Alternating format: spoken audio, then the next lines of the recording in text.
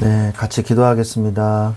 하나님 아버지 감사합니다. 오늘도 주의 말씀으로 우리를 인도해 주셔서 감사드립니다. 오늘 주의 말씀을 통해서 우리가 하나님의 뜻을 깨달아 알 수 있도록 도와주시옵소서.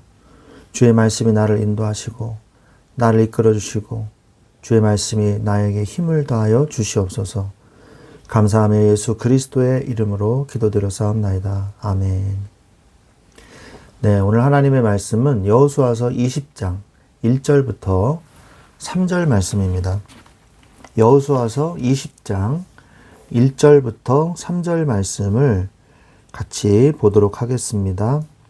여호와께서 여호수아에게 말씀하여 이르시되 이스라엘 자손에게 말하여 이르기를 내가 모세를 통하여 너희에게 말한 도피성들을 너희를 위해 정하여 부지 중에 실수로 사람을 죽인 자를 그리로 도망하게 하라. 이는 너희를 위해 피의 보복자를 피할 곳이니라. 아멘.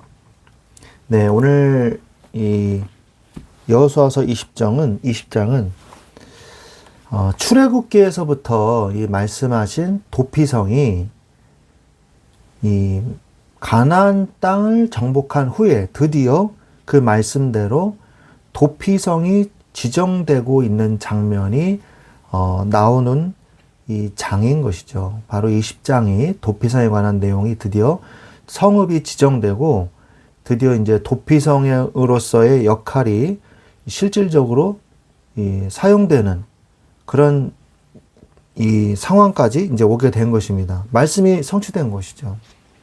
그래서 오늘 말씀을 통해서 하나님의 말씀이 얼마나 정확하게 성취되고 있는지와 이 도피성이 무엇을 예표하고 계신지 오늘 말씀을 통해서 살펴보기를 원합니다. 하나님의 말씀은 첫 번째로 하나님의 말씀은 반드시 성취됩니다. 도피성에 관한 이 말씀이 처음 나온 것은 출애굽기 21장에서 언급이 됩니다. 그리고 민수기와 신명기를 거치면서 점점 이 도피성에 관한 하나님의 말씀이 구체화되었고요. 여호수아서에서 이르러서 확정되어서 6성읍이 도피성이 되었습니다. 하나님의 이 하신 말씀은 반드시 성취됩니다. 그러므로 우리는 그 말씀을 붙잡고 기다리면 됩니다. 처음에는 그 말씀이 모호하고 명확하지 않을 수도 있습니다.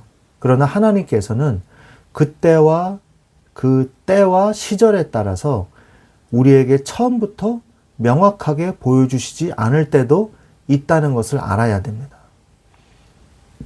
그러므로 우리는 차분히 주의 말씀을 기대하면서 기도로 기다려야 합니다. 그러므로 끝까지 주의 말씀을 붙잡고 있는 자가 결국 응답의 축복을 받게 됩니다. 두 번째로 도피성의 기능입니다. 도피성은 부지불식간에 의도하지 않은 살인을 저질렀을 때 정당한 심판을 받을 때까지 복수를 피할 수 있는 피난처였습니다. 그러므로 중요한 것은 도피성은 무조건 살인자라고 해서 보호해주고 죄인을 감춰주는 곳이 아니라는 것이에요. 일단 도피성에 도망 온 사람은요, 장로에게 자신의 범죄를 설명을 해야 하며 허락이 되면 들어갈 수 있었습니다. 또한 도피성에 있다가 그 사람의 죄가 의도적인 살인이라는 것이 밝혀지면은 도피성에서 그 사람을 더 이상 보호해주지 않고 그 사람을 내쫓죠. 그래서 도피성은요, 무조건 보호해주는 곳이 아니라 정의와 공의를 실현하는 기능을 했다는 것입니다. 우리도 세상 속에 살면서 무조건 하나님이 우리의 죄를 사해 주시고 우리를 구원해 주신다고 생각할 수도 있겠지만 절대로 그렇지가 않습니다. 하나님은 공의의 하나님이신 동시에 사랑의 하나님이신 것이죠. 하나님은 구원의 하나님이신 동시에 또한 심판의 하나님이시기도 한 것입니다. 하나님은 하나님의 공의를 깨시면서 우리를 구원하신 그런 모순적인 하나님이 아니십니다. 죄인을 의인이라고 무조건 명명하신 것이 아니라는 것입니다. 하나님은 공의로 우리를 죄인이라고 말씀을 하고 계십니다. 그리고 사랑으로 우리를 예수 그리스도의 십자가로 구원의 길을 열어주셨습니다. 또한 이 예수 그리스도를 거부하는 자들에게는 하나님의 준엄하신 심판이 기다리고 있는 것입니다. 세 번째로 도피성은 예수 그리스도를 예표합니다. 도피성에 죄인이 들어오면 심판을 받을 때까지 혹은 대제사장이 죽을 때까지 도피성에 거할 수 있습니다. 마찬가지로 죄인이 자신의 죄를 회개하고 예수 그리스도께서 자신의 죄를 위해서 십자가에 못 박혀 죽으시고 3일 만에 부활하사 나를 죽음과 지옥에서 구원하셨음을 고백하면 영원히 구원을 받게 되는 것입니다. 예수 그리스도께서 나의 죄를 위해서 십자가에 못 박히셨다는 사실을 고백하는 게 중요한 것이죠. 하나님은 그의 공의로 우리의 죄를 정죄하시고요. 그리고 또 그 죄를 그 죄인에게 물으신 것이 아닌 독생자 예수 그리스도의 십자가의 사랑으로 나를 구원하시게 된 것입니다. 그래서 우리는 날마다 그 은혜에 감사해야 합니다.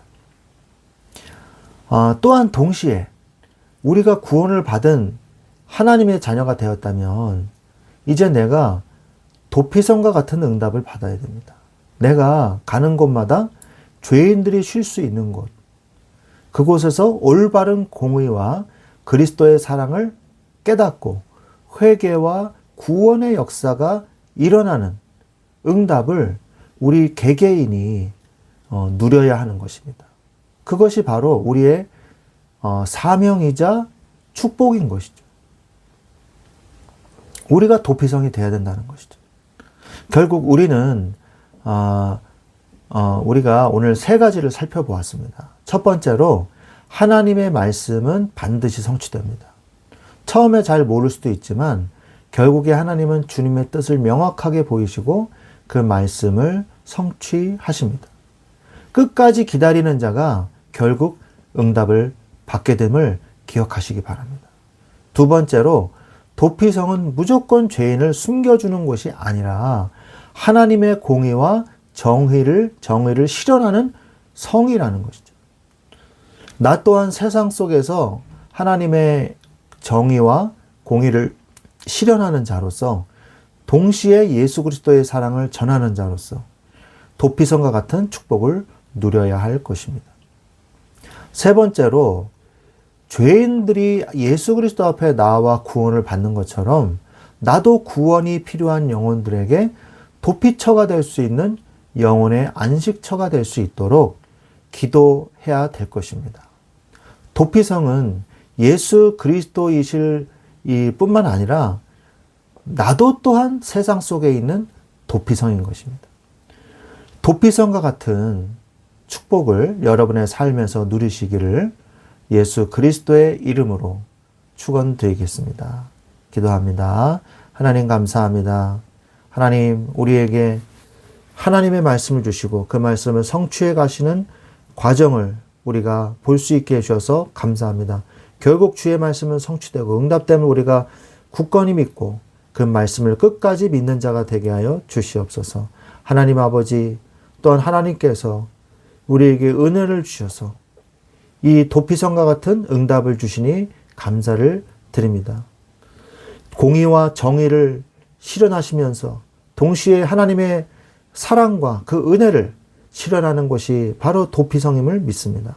주여 우리도 가는 곳마다 하나님의 공의와 하나님의 사랑을 실천하는 복음을 증거하는 이 축복을 누릴 수 있도록 역사하여 주시옵소서. 하나님 또 죄인들이 예수 그리스도 앞에 나와 구원을 받는 것처럼 나도 구원이 필요한 영혼들에게 도피성이 될 수 있는 영혼의 안식처가 될 수 있도록 나를 토피성처럼 사용하여 주시옵소서. 내가 가는 곳마다 그리스도의 복음이 선포되고 토피성의 역사가 일어날 수 있도록 역사하여 주옵소서. 감사하며 주 예수 그리스도의 이름으로 기도드렸사옵나이다. 아멘.